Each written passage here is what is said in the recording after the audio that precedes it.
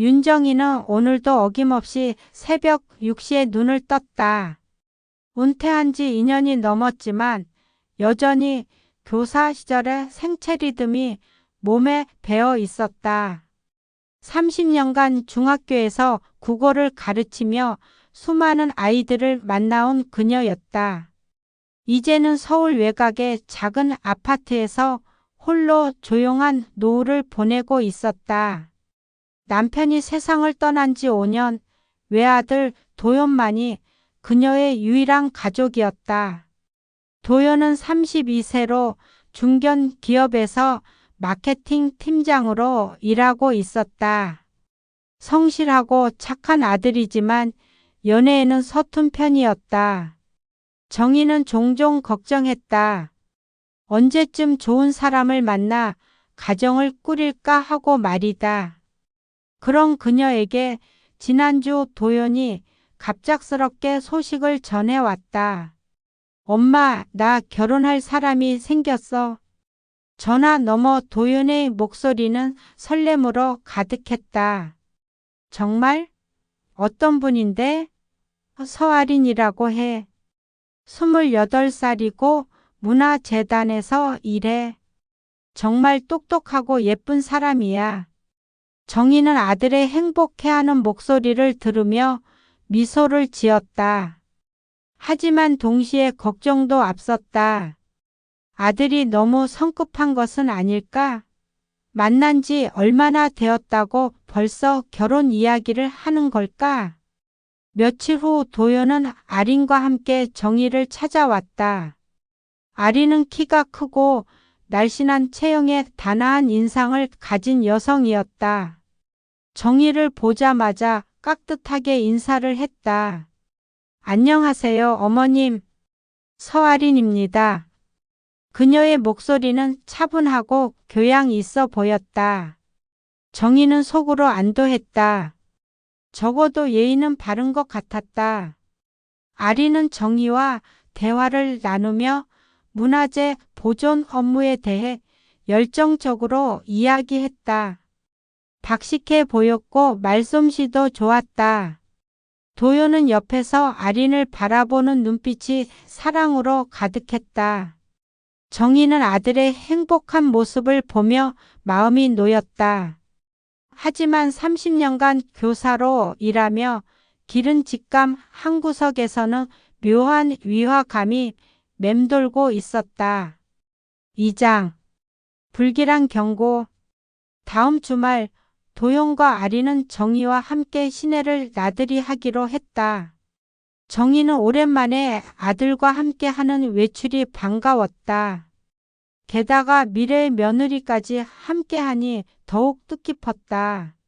세 사람은 백화점을 둘러보고 함께 점심을 먹었다. 아린은 여전히 정중하고 상냥했다. 정희의 취향을 물어보며 선물까지 골라주었다.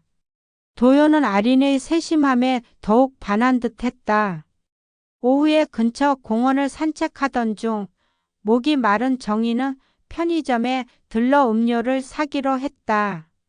도연과 아린은 벤치에 앉아 기다렸다. 편의점에서 이온 음료를 고르고 있을 때 20대 후반으로 보이는 여성 직원이 조심스럽게 다가왔다. 혹시 밖에 계신 분이 어머님 아드님인가요? 정희는 고개를 끄덕였다. 직원은 주변을 살피더니 작은 쪽지를 정희의 손에 슬쩍 밀어 넣었다. 그분, 조심하세요. 믿을 만한 사람이 아닙니다. 정희는 깜짝 놀랐다. 무슨 말씀이세요? 하지만 직원은 더 이상 말하지 않고 서둘러 자리를 피했다. 정희는 당황스러웠다. 쪽지를 주머니에 넣고 밖으로 나가보니 도연과 아린이 다정하게 대화를 나누고 있었다. 엄마, 뭐 샀어? 도연이 밝게 물었다. 응, 이온 음료. 정희는 애써 평정을 유지하며 대답했다. 하지만 마음 한구석에는 불안이 자리 잡기 시작했다. 아린을 바라보는 시선에도 미묘한 변화가 생겼다. 과연 저 편의점 직원은 왜 저런 말을 했을까? 정희는 아들과 아린 앞에서는 내색하지 못했지만 주머니 속 쪽지가 계속 신경 쓰였다. 집으로 돌아가는 길 내내 그 직원의 진지했던 표정이 머릿속에서 떠나지 않았다. 집으로 돌아온 정희는 홀로 거실에 앉아 그 작은 쪽지를 꺼내 보았다. 편의점 직원이 급하게 쓴 듯한 글씨로 조심하세요. 믿을 만한 사람이 아닙니다. 라고 적혀 있었다. 정희는 쪽지를 수십 번 펼쳤다 접었다. 30년간 교사로 일하며 수많은 학생들과 학부모들을 만나오면서 기른 직감이 그녀를 괴롭히기 시작했다. 과연 그 직원은 왜 이런 경고를 한 것일까? 아린과 무슨 일이 있었던 것일까? 정희는 오늘 하루를 되돌아보며 아린의 행동을 다시 한번 떠올려 보았다. 겉보기에는 완벽해 보였다. 예의 바르고 교양 있고 똑똑하기까지 했다. 하지만 가끔씩 눈빛에서 차가운 느낌이 들었던 것도 사실이었다. 그리고 도형과의 대화에서도 미묘하게 주도권을 잡으려 하는 듯한 모습이 보였다. 밤이 깊어갈수록 정희의 불안은 커졌다. 혹시 내 아들이 위험에 빠지는 건 아닐까? 하지만 동시에 자신의 생각이 과도한 걱정일 수도 있다는 생각도 들었다. 도연은 성인이고 나름대로 사회생활도 오래 했다. 사람을 보는 눈이 아주 없는 것도 아니었다. 혹시 자신이 아들을 너무 과보하려는 것은 아닐까? 정희는 침대에 누워서도 잠이 오지 않았다. 천장을 바라보며 이런저런 생각에 잠겨 있었다. 아린이 정말 문제가 있는 사람이라면? 하지만 확실한 증거도 없이 아들에게 어떻게 말할 수 있을까? 도연이 자신을 의심할 수도 있었다. 새벽이 되어서야 정희는 잠에 들 수 있었다. 꿈속에서도 그 편의점 직원의 걱정스러운 표정이 계속 나타났다. 사장, 진실의 실마리. 며칠간 고민한 끝에 정희는 결심을 굳혔다. 그냥 넘어갈 수는 없었다. 아들의 인생이 걸린 문제였다. 정희는 용기를 내어 그 편의점을 다시 찾았다. 다행히 그날도 그 직원이 근무 중이었다. 정희는 음료수를 하나 사고는 직원에게 조심스럽게 말을 걸었다. 저기, 지난번에 저한테 쪽지 주신 분이죠? 직원은 주변을 둘러보더니 머뭇거리며 대답했다. 네, 맞습니다. 혹시 더 자세한 이야기를 들을 수 있을까요? 제 아들 일이라서 너무 걱정이 되거든요. 직원은 잠시 고민하더니 입을 열었다. 사실 예전에도 다른 분한테 접근했어요. 그때도 똑같이 문화재단 직원이라고 했었거든요. 정희의 심장이 빨리 뛰기 시작했다. 그래서 어떻게 됐나요? 그 남자분 재산이 좀 있는 분이었거든요. 결혼을 약속하고 여러 가지 명목으로 돈을 빌려갔어요. 아파트 계약금이 필요하다. 사업 자금이 급하다. 이런 식으로요. 그리고 어느 날 갑자기 연락이 안 되더라고요. 핸드폰도 꺼져 있고 문화재단에 물어봐도 그런 직원은 없다고 하고.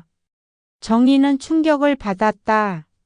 아린이 정말로 사기꾼일 가능성이 높아 보였다. 그 피해자분은 지금 어떻게 지내세요? 많이 힘들어 하시더라고요.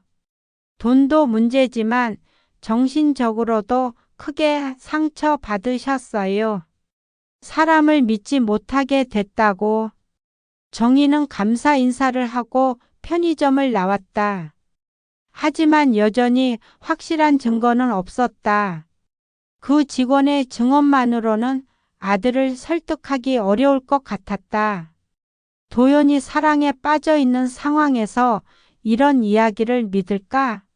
정희는 더 확실한 증거를 찾아야 한다고 생각했다. 아들의 인생이 걸린 일이었기 때문이다. 정희는 더 많은 정보를 얻기 위해 주변 수소문을 시작했다. 아린의 피해자가 또 있을 수도 있다는 생각에서였다. 며칠간의 노력 끝에 한 카페에서 대학원생 한수빈을 만날 수 있었다. 수빈은 24세의 젊은 여성으로 정희를 보자마자 울먹이기 시작했다. 정말 그 사람 때문에 저희 가족이 얼마나 힘들었는지. 수빈은 떨리는 목소리로 자신의 오빠 이야기를 들려주었다. 저희 오빠는 원래 내향적이고 순한 성격이에요. 30살까지 연애 한 번 제대로 못 해봤거든요. 그런데 작년에 그 여자를 만났어요.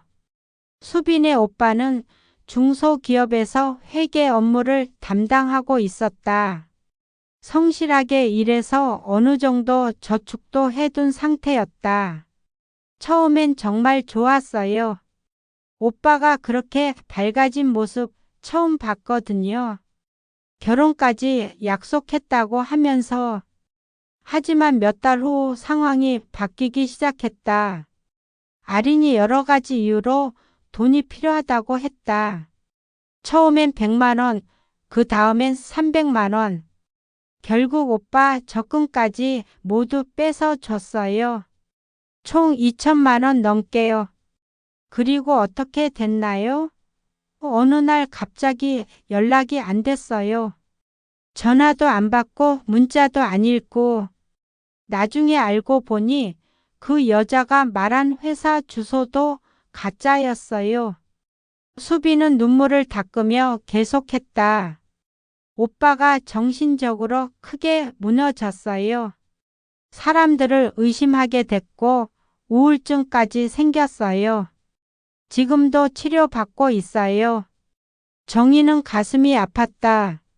만약 도연이 같은 일을 당한다면? 생각만 해도 끔찍했다. 혹시 그 여자에 대해 더 아는 정보가 있나요? 실제 이름도 가짜일 가능성이 높아요. 그리고 문화재단 직원이라는 것도 거짓말이었고요. 수빈은 정희에게 당부했다. 제발 조심하세요. 그 여자는 정말 위험한 사람이에요. 수빈과의 만남 이후 정희는 더욱 확신을 갖게 되었다. 아린이 진짜 문제가 있는 사람이라는 것을. 하지만 여전히 결정적인 증거가 필요했다. 정희는 아린이 근무한다고 했던 한성문화재단을 직접 찾아가기로 했다. 재단은 시내 중심가에 위치한 깔끔한 건물에 있었다. 정희는 떨리는 마음으로 접수처에 다가갔다. 안녕하세요. 혹시 서아린이라는 직원이 여기서 근무하나요? 접수 직원은 컴퓨터를 확인하더니 고개를 저었다. 서아린이요? 잠시만요. 몇 분 후 직원이 다시 대답했다. 죄송하지만 저희 재단에 그런 이름의 직원은 없습니다. 전 부서를 다 확인해 봤는데 없네요. 정희의 심장이 쿵 내려앉았다. 예상했던 일이지만 실제로 확인하니 충격이었다. 혹시 최근에 퇴사한 직원 중에도 없나요? 최근 6개월간 퇴사한 직원들 명단도 확인해 봤는데 없습니다. 아예 근무한 적이 없는 것 같네요. 정희는 감사 인사를 하고 재단을 나왔다. 이제 모든 게 명확해졌다. 아린은 자신의 직업부터 거짓말을 하고 있었다. 그렇다면 다른 것들도 모두 거짓일 가능성이 높았다. 정희는 벤치에 앉아 생각에 잠겼다. 이제 어떻게 해야 할까? 아들에게 이 사실을 말해야 하는데 과연 믿어줄까? 도연은 아린을 너무 사랑하고 있었다. 서로 믿는다 해도 크게 상처받을 게 뻔했다. 하지만 그냥 놔둘 수는 없었다. 수빈의 오빠처럼 도연도 큰 피해를 당할 수 있었다. 정희는 더 확실한 증거를 모아야겠다고 생각했다. 아린의 정체를 완전히 밝혀내야 했다. 그래야 도연을 설득할 수 있을 것이었다. 집으로 돌아가는 길에 정희는 결심을 굳혔다. 아들을 지키기 위해서라면 무엇이든 할 각오였다. 집에 돌아온 정희는 깊은 고민에 빠졌다. 아린에 대한 의혹이 거의 확신으로 바뀌었지만 여전히 아들에게 어떻게 말해야 할지 몰랐다. 도연은 아린과 만난 이후 그 어느 때보다 행복해 보였다. 매일 전화해서 아린 자랑을 늘어놓았고 결혼 준비 이야기까지 꺼냈다. 그런 아들에게 내가 사랑하는 여자는 사기꾼이야 라고 말할 수 있을까? 정희는 밤마다 불면에 시달렸다. 침대에 누워서도 온갖 생각이 머릿속을 맴돌았다. 만약 자신이 틀렸다면? 혹시 아린이 진짜 좋은 사람인데 자신이 과민 반응하는 것은 아닐까? 하지만 편의점 직원의 증언, 수빈의 오빠 사례, 그리고 거짓 직장까지. 이 모든 것이 우연일 수는 없었다. 다음 날 도윤이 전화를 걸어왔다. 엄마, 이번 주말에 아린이 집에 놀러 가고 싶대. 괜찮지? 정희는 잠시 망설였다. 이게 기회일 수도 있었다. 아린을 더 가까이서 관찰할 수 있는. 그래, 좋다. 엄마가 맛있는 거 해줄게. 고마워, 엄마. 아린도 엄마 요리 먹어보고 싶어 했어. 전화를 끊고 난 후 정희는 계획을 세우기 시작했다. 이번 만남에서 아린의 허점을 찾아내야 했다. 자연스럽게 직장 이야기, 과거 이야기를 물어보면서 말이다. 하지만 동시에 또 다른 걱정이 들었다. 만약 자신의 의심이 틀렸다면 아린에게 상처를 줄 수도 있었다. 그리고 도연과의 관계도 나빠질 수 있었다. 정희는 거울을 보며 자신에게 다짐했다. 감정에 휩쓸리지 말고 냉정하게 판단하자. 30년간 교사로 일하며 기른 관찰력을 믿고 신중하게 접근하자. 아들의 행복이 걸린 일이었다. 주말이 되어 아린이 정희의 집을 찾아왔다. 도연과 함께 온 아린은 여전히 단정하고 예의 바른 모습이었다. 정희가 정성스럽게 준비한 음식을 보며 감탄사를 연발했다. 어머님 요리 정말 맛있어요. 저도 결혼하면 이렇게 요리 잘하는 사람이 되고 싶어요. 식사를 하며 정희는 자연스럽게 아린에게 여러 가지를 물어봤다. 직장 생활은 어때? 문화유산 일이 흥미로울 것 같은데. 네, 정말 보람 있는 일이에요. 우리나라 문화유산을 보존하는 일이니까요. 아린의 대답은 유창했지만 정희는 구체적인 업무 내용은 회피한다는 걸 눈치챘다. 어떤 문화유산을 주로 다루는 거야? 여러 가지요. 불교 문화재부터 조선시대 유물까지. 여전히 애매한 대답이었다. 정희는 더 구체적으로 물어보고 싶었지만 도연이 눈치채지 않도록 조심해야 했다. 저녁 식사 후 도연이 잠시 화장실에 간 사이 정희는 아린에게 물었다. 아린아, 부모님은 뭐 하시는 분들이야? 아린의 표정이 순간 굳었다. 아, 부모님은 일찍 돌아가셨어요. 그래? 미안해. 괜히 물어봤네.